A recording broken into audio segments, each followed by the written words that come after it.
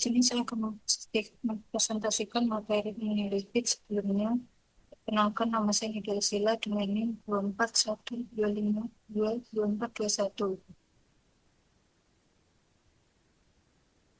Jadi, asam lemak itu merupakan asam karboksilat rantai panjang yang tersusun atas gugus karboksi COH dan rantai hidrokarbon. Asam lemak merupakan komponen struktural utama penyusun berbagai jenis lipid dalam tubuh. Struktur asam lemak itu terdiri dari cerang karbo OH, gugus karboksil COH yang bersifat polar, dan rantai hidrokarbon yang bersifat nonpolar. Panjang rantai dan jenis ikatan pada asam lemak akan menentukan sifat fisik dan biologis lipid yang terbentuk. Asam lemak sendiri memiliki ikatan rangkap dan pada umumnya berbentuk padat. Di sini contohnya seperti asam laurok, asam myristal, ada asam palmitat. Jumlah karbonnya ada yang 12, 14, 16, dan 18. Lalu ada asam lemak tak jenuh yang memiliki satu atau lebih ikatan rangkap dan umumnya bentuk cair. Di sini contohnya seperti asam lemak olet, asam linolet, dan asam linolenat. Untuk definisi sendiri, lipid adalah kelompok senyawa biologis yang bersifat heterogen dan berkaitan dengan asam lemak.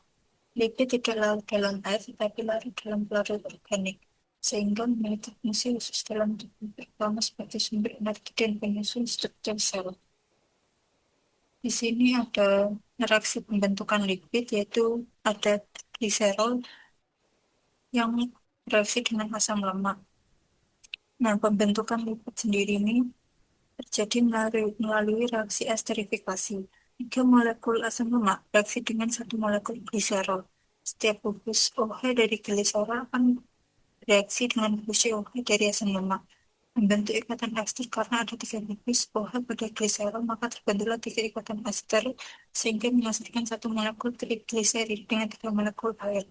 Nah, di sini gliserol memiliki tiga gugus OH, alkohol, dan asam lemak di sini memiliki gugus COH, asam karboksilat. Nah, ketiganya ini bereaksi membentuk ikatan ester dan melepas air atau H2O. Nah, lalu mengapa di sini melepas 3H2O? Karena ada tiga kali reaksi antara OH, gliserol, dan COH asam lemak.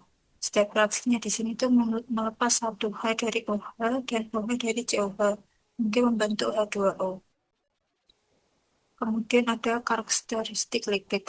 Secara kimia, lipid tersusun dari unsur karbon, hidrogen, dan sedikit oksigen. Kandungan oksigen yang rendah menyebabkan lipid menghasilkan energi tinggi, yaitu sekitar 9 kalori per gram. Sifat hidrofobik ini juga membuat lipid berfungsi sebagai pelindung dan isolator.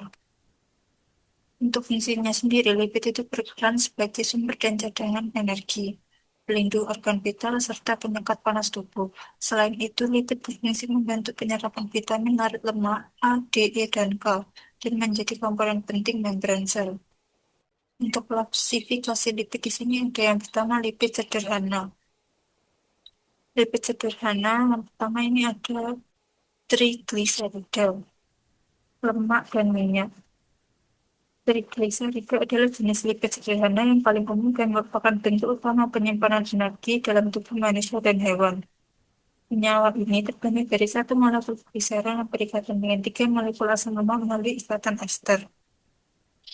Lemak, trigliserida yang berbentuk padat pada sukma umumnya mengandung proporsi asam lemak jenuh yang tinggi dan biasanya berasal dari sumber hewani seperti daging merah dan produk susu tinggi lemak. Sedangkan minyak trigliserida yang berbentuk cair pada suhu kamar umumnya mengandung proporsi asam lemak tak jenuh yang tinggi dan biasanya berasal dari sumber nabati seperti minyak goreng dan minyak zaitun. Lalu di sini ada lilin atau wax. Lilin adalah ester asam lemak dengan alkohol monohidrik berantai panjang atau alkohol yang hanya memiliki satu hidroksil. Lilin memiliki titik lelah yang lebih tinggi dibandingkan dengan lemak biasa dan bersifat hidrofobik atau tahan air. Yang kedua di sini ada lipid kompleks, yaitu ester yang berbentuk dari asam lemak yang mengandung gugus lain yang tradisi pada gugus alkohol atau asam lemak. Sini ada fosfolipid, lipid yang mengandung residu asam fosfat. Molekul ini mengandung basa nitrogen dan substituen lainnya.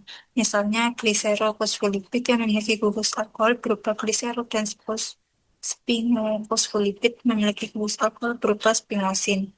Lalu ada glikolipid atau glikosphingolipid yang mengandung asam lemak sphingosine dan karbohidrat. Dan ada lipid kompleks lainnya, misalnya sulfolipid, aminolipid, dan lipoprotein. Dan yang ketiga ada lipid prekursor dan derivat. Contohnya adalah asam lemak, gliserol, steroid, aldehid lemak, ketan bodis, lipid yang terlarut pada vitamin dan hormon. Selanjutnya di sini ada identifikasi lipid. Di sini yang pertama ada uji ketidakjenuhan. Uji ketidakjenuhan ini digunakan untuk mengetahui asam lemak yang diuji itu merupakan asam lemak jenuh atau tidak jenuh. Iodin UL ini digunakan sebagai indikator perubahan. Reaksi positifnya itu ditandai dengan timbulnya warna merah muda, lalu warnanya kembali lagi menjadi warna asal atau bening. Nah, warna yang kembali ke warna asal ini menandakan bahwa banyak ikatan rangkap pada rantai hidrokarbon asam lemak. Sedangkan warna merah muda hilang selama reaksi itu menunjukkan bahwa asam lemak jenuh mereduksi fraksi iodin UL ini. Nah, di sini ada tabel hasil uji ketidakjenuhan pada lipid. Di sini sampelnya menggunakan minyak kelapa dan margarin. Sebelum diuji, minyak kelapanya berwarna kuning bening dan margarin berwarna kuning. Sesudah diuji, minyak kelapanya berubah menjadi pink bening, kemudian putih bening. Putih bening, sedangkan margarinnya tetap berwarna kuning. Di sini menunjukkan bahwa minyak kelapa itu merupakan asam lemak jenuh dan margarin asam lemak tidak jenuh. Nah, percobaan ini itu dilakukan untuk menentukan ketidakjenuhan suatu lemak. Minyak kelapa yang mengandung triasilgliserol dengan 80-85% asam lemak jenuh. Pada hasil percobaan, minyak kelapa memberikan hasil positif mengandung asam lemak jenuh yang ditandai dengan hilangnya warna merah muda, sedangkan margarin memiliki kandungan asam lemak tidak jenuh karena warna margarin tetap berwarna kuning. Nah, di sini ada persamaan reaksi umum uji ketidakjenuhan.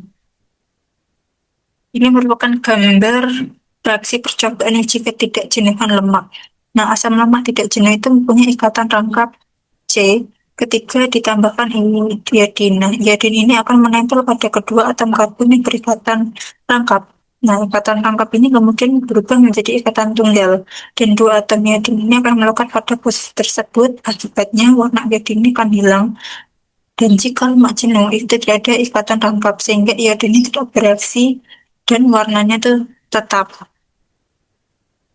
Nah, jadi ini merupakan reaksi percobaannya. Jadi di sini tuh ada ikatan rangkap CH ini. Nah, ini merupakan ciri tak jenuhnya. Asam lemak tidak jenuh. Nah, setelah bereaksi dengan iodin, ikatan rangkap ini tuh akan hilang. Nah, masing-masing ikatan ini, dua atom iodin ini, akan berikatan. Selanjutnya di sini ada uji acrolein. Uji acrolein ini merupakan uji pada gliserol dalam bentuk bebas atau yang terdapat pada lemak dan minyak. Bila mengalami dehidrasi akan membentuk aldehid aksilat atau disebut juga dengan acrolein. Nah, reaksi positif terjadi apabila lemak yang dipanaskan dengan terdehidrasi memiliki bau lemak terbakar dengan asap putih. Pada uji acrolein ini merupakan tabel hasil uji acrolein pada lipid. Di sini sampelnya ada minyak kelapa dan gliserol. Sebelum percobaan, minyak kelapanya baunya seperti minyak dan gliserol tidak berbau. Sesudah percobaan, minyak kelapa dan gliserol sama-sama berbau tengik. Dan reaksinya adalah menghasilkan positif acrolein, sama-sama positif acrolein. Pada percobaan ini menunjukkan bahwa minyak itu mengalami dehidrasi yang akan menimbulkan acrolein. Dari hasil percobaan dapat diketahui bahwa kedua sampel itu memiliki bau tengik yang menyengat setelah dilakukan uji acrolein. Ketengikan dari kedua sampel ini disebabkan oleh adanya reaksi antara molekul oksigen dengan asam lemak berkaitan ganda. Ketengikan juga terjadi bila triacylglycerol yang mengandung asam lemak terjenuh mengalami proses oksidasi. Nah, untuk kesimpulannya, Lipid itu berfungsi sebagai sumber energi, pelindung tubuh, dan komponen membran sel. Asam lemak penyusunnya terbagi menjadi jenuh dan tak jenuh. Dengan asam lemak tak jenuh esensial berperan penting bagi kesehatan jantung, saraf, dan metabolisme. Keseimbangan konsumsi lipid sangat mempengaruhi fungsi fisiologis tubuh. Hasil pengujian menunjukkan minyak kelapa mengandung asam lemak yang terlihat dari perubahan warna pada uji ketidakjenuhan, sedangkan margarin tetap kuning sehingga tergolong mengandung asam lemak tak jenuh. Pada uji akrolain, kedua sampel menghasilkan bau dingin akibat terbentuknya akrolein dari dehidrasi gliserol.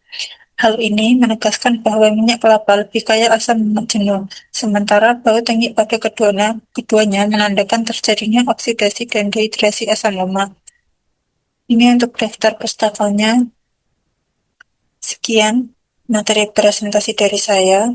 Assalamualaikum warahmatullahi wabarakatuh.